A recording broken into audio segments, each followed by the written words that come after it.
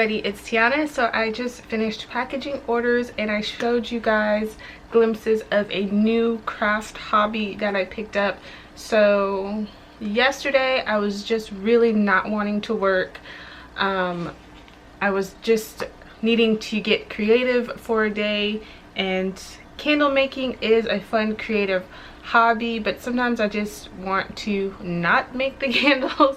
I make the same candles all the time. Don't get me wrong, I love doing it, but sometimes you just need a break. So I actually found this little hobby craft called junk journaling and I became obsessed. So I really wanted to create a junk journal inspired for fall and kind of what I've been feeling this month. And of course, you know, I mean, I swear to God, you guys are gonna get sick of me and you're gonna unsub. But I made a Harry Potter junk journal because it's just kind of been a Harry Potter month for me, you know, you guys. It's just fall, October, just feeling it, feeling witchy.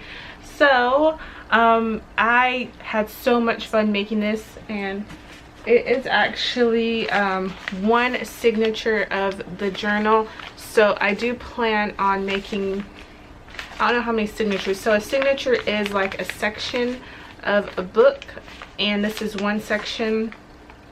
And so I do plan on making a couple more of these, and then I'm going to bind them all into one book. So I'm going to make a book cover and everything.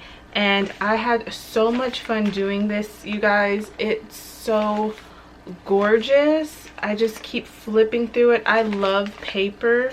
I love like reading physical books. I hate ebooks. I love writing in paper. It's just beautiful. I love it, and I really wanted that grubby, like old kind of vibe, and it was so much fun, you guys. Like, I was working on this so intensely. I had to like remind myself, oh, you should probably drink water. I was just loving doing this. So this is one signature of it. Everything was hand dyed with tea. So I just took paper from just regular printer paper, and some of this is scrapbook paper, like this is scrapbook paper, and then I dyed it in tea, and then I put it in my oven at 295, and then once they were all dry, like once the piece was dry, I would take them out.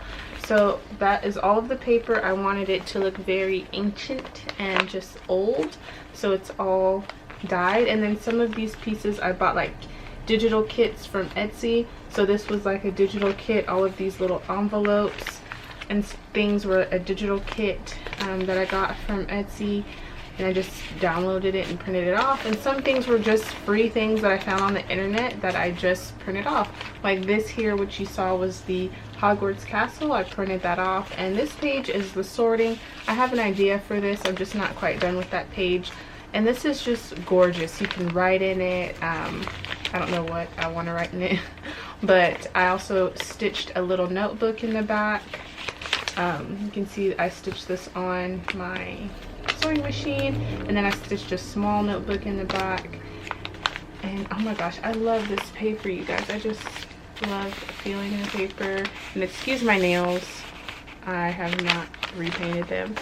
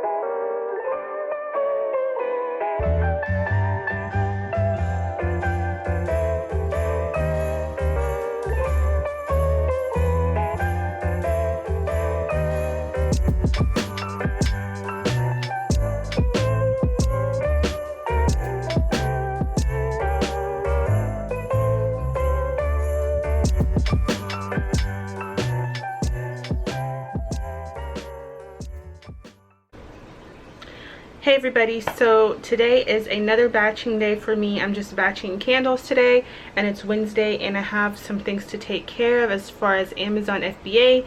So as you know, I sent in my first FBA order of the holiday season, and I have issues. It did not get checked in correctly. They checked pretty much all of my products in under pumpkin spice. So if someone orders a pumpkin spice candle on Amazon, it can be anything. So I don't know what happened. The Florida shipment went through fine. I sent in 2 shipments, one to Dallas and one to Florida. The Florida one checked in fine. It's the Dallas shipment that went wonky. I don't know why. I have the barcodes for Amazon. These are the thermal barcodes that I printed earlier. They're a little small, but they should still be able to scan them. So what I'm gonna have to do is actually, I was either deciding to either contact the help desk or just request everything to be sent back to me. And I think I'm just gonna have everything sent back to me because I'm not sure what's going on, and I'd rather just have everything. And I think the removal right now is for free. Sometimes they have free removals and they'll send you stuff for free that you are gonna remove from the warehouse. So I'm just gonna have it sent back to me and just do it all over again. So that kind of sucks. These are kind of for my holiday collection. These were peppermint candy cane, and I like this scent from Nature's Garden. So the candy cane scent, it's not too pepperminty, and it has like a hint of vanilla. So usually my fragrances, I put 10% fragrance oil, but I went with 7% just because peppermint can get a little bit strong, and I think 7% was okay. So I did a couple of design options. So this one here, I actually sprinkled peppermint, not real peppermint, wax peppermint into the wax as it was drying. These here, I didn't sprinkle anything, but I just sprinkled like a layer. And I think I like this better. It looks a lot cleaner to me. This one, you can see it, you can't really tell, it just looks kind of melted in. So I think I'm going to go with this design, and I'm going to use this one as like a burn test so I can test the fragrance throw and everything. I think it turned out super cute. And then this was the chocolate chip one that I made, chocolate chip cookie, and I thought that would kind of be a nice holiday fragrance. It's not necessarily Christmas or holiday oriented, but when I think of the holidays, I do think of cookies and sweets and stuff. So that is another fragrance. And then I'm going to be doing a couple more new fragrances, and then I have to batch a wholesale order. Another thing that I have to do is batch a wholesale order. So you see my Trello board here, and I use Trello for literally everything, but I do have a wholesale order that I have to get out in about a week, a new client, so that's exciting. And usually with my wholesale orders, it's people that find me. I haven't really been pursuing new wholesale clients, so usually people will message me through Etsy and stuff like that, but it is in my like master goal plan to start acquiring more wholesale clients. So I always get a little bit nervous with a new wholesale client, especially when it comes to shipping the candles, but we've worked some things out, and they're actually going to private label their candles. I'm just going to shrink wrap them. They didn't even want boxes. They said they wanted to use their own boxes, so that's cool. It saves a little money on my end. So I do have to work on a wholesale order too. It's just gonna be a busy week. Hey everybody, so welcome back to another day. Today is Thursday. This is probably gonna be the last day that I filmed the studio vlog. But so last night I didn't film, but I was batching candles, and I'm pretty sure I messed up one of the candles for my wholesale order, and it was 8 candles. But I'm going to show you guys how I can fix it without having to waste too much time and materials. What happened was, I think the piping, I did not put enough fragrance oil. I think I put half the amount I was supposed to. It was like 1 in the morning when I was making these, and I was just not here. So I'm gonna go ahead and fix that, and then if I have time, I'm gonna go ahead and start batching the caramel popcorn candles. Okay, you guys, so here are the caramel popcorn, not caramel popcorn, the gingerbread candles. And I have to take these apart. So what I'm going to show you, we're going to do a little science lesson here. So put on your lab coats because we're doing some candle science. So let me just tell you what I'm going to do. I'm going to pull this whole candle out, but first let me pull out the gingerbreads. They come out just fine. So I'm going to save these. And then we're going to pull this candle out just like that. So, and then I'm going to pull this part off, which is the part that doesn't have enough fragrance oil. So I'm going to pull that off. It should come off. Come on, come on, come on. The other ones came off just fine. Let me see. There we go. So this is the part that I need to toss. And then this is the part that I can save. So let me tell you guys why my candles do this. So as you know, I use a custom blend, and a part of my blend is actually a tart wax. And then because I really wanted my candles to be hard, so a part of my blend is a tart wax. So the thing about that wax is it shrinks a lot.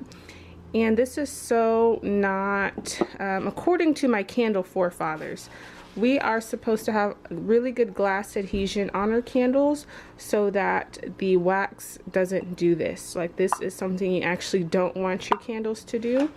But if you look at my, so this is one I haven't done it to yet. You really have to try to get these candles out. So it's not going to just do it by itself. If I pour my wax too hot, this will happen by itself because it will shrink too much. So I have to actually pour my wax at a perfect temperature for it to be hard enough and to not come out like that. But if I use a little force, I can get the candle out. I wanted the wax to have a really nice hard topping so that when I ship, it's not going to damage the topping at all. And then when it's like jiggling around in a box or something, it's not going to smush. And if it's a little bit hotter outside, it's not going to completely ruin the topping and just smush it flat. So this took a lot of testing for me. It took a lot of trial and error, trying different waxes. But like I said, I used to use the IGI 6006 when I was making just regular candles, and that wax works perfect. But for these decorative candles that don't have lids and have decoration on top, I needed something hard. So that is why I use this. So this is actually a feature you don't want to happen in candles, but it's fine with me. So if you guys notice, I do not have any how to make a candle videos on my channel because all of my candle making pretty much is not like standard candle making. But maybe one day I'll just make a regular how to make a candle video. So I can just slide this back in, and then once I pipe my wax back on, I'll let it set, and then I'll test this feature. If my candle still pops out, I will just use a heat gun and then melt this a little tiny bit so that it sticks to the glass. So that is how I'm going to fix these candles. So I'll still be able to use the base. I'll still be able to use the, what is it? The gingerbread. And then I'll just have to toss this little piece up here. And then I'll just put everything back together, check the glass adhesion, make sure they stick. And that is how I'm going to fix these. So these are ones that I made last night. These are cinnamon bun. So as you can see, you can flip it over. It's not going to come out. You just have to use a little bit of force. So I'm going to clean up all the jars, make sure there's no like white stuff, like little residual smudges and anything. And then I can just clean up the, what are these? Clean up my gingerbread, and I'll still be able to stick those in and use those.